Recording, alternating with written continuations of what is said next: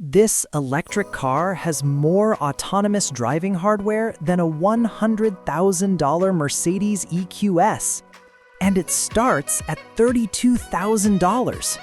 I've been driving it for a week, and the single question it forces you to ask is, what are we actually paying for when we buy a luxury car? This matters because we've been trained to believe that cutting-edge technology is expensive, that a quiet cabin, a great stereo, and a car that can almost drive itself are privileges you pay a premium for. What if that's over? What if the luxury tax on innovation just evaporated?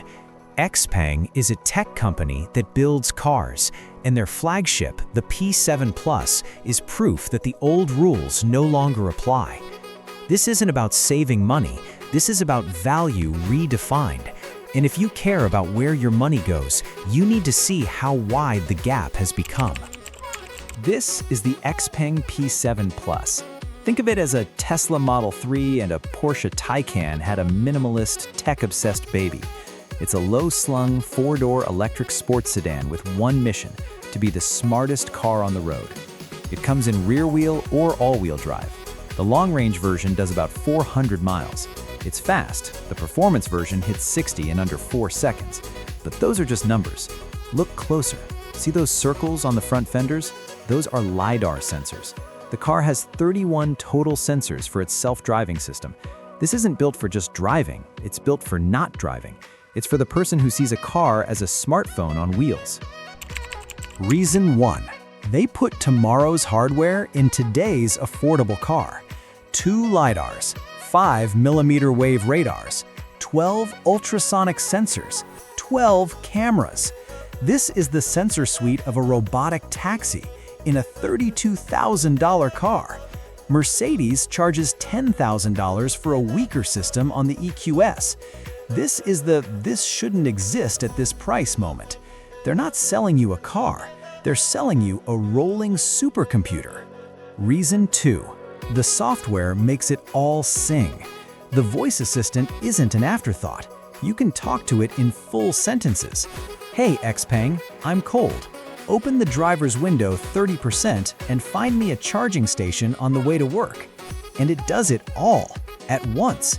No wake word needed for follow-ups. The infotainment is blisteringly fast. The maps are 3D and gorgeous. It feels like using a flagship iPad, not a laggy car system. It solves the "why is my car's tech so stupid" problem. Reason 3. It doesn't feel cheap. It feels focused. The interior is minimalist, yes, but the materials are soft touch. The glass roof is massive. The stereo by Dyn Audio is exceptional. It doesn't have burled walnut. It has ambient lighting that syncs with music and turn signals.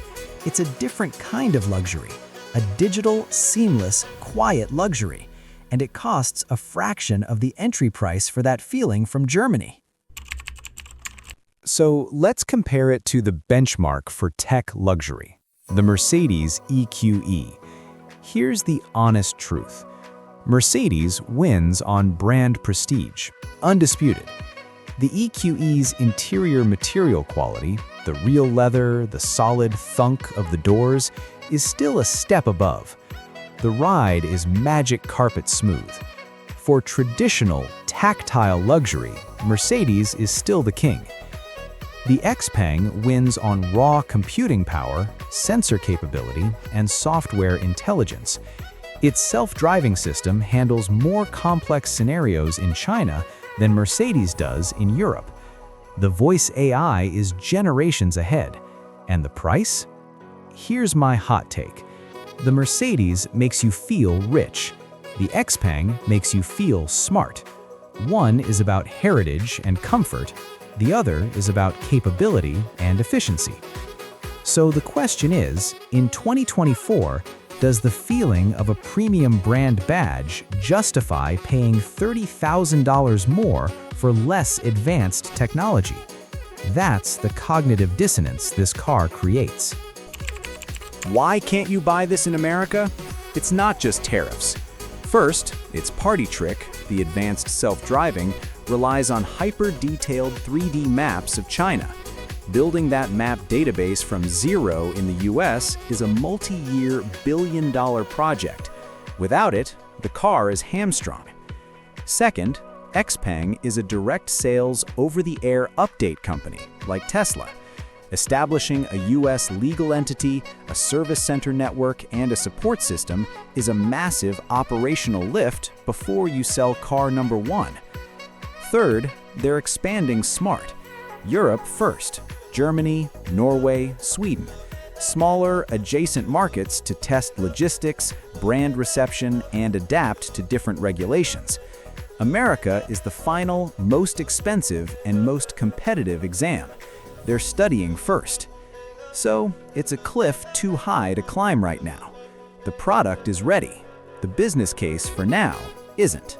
The P7 Plus isn't an anomaly. It's a harbinger.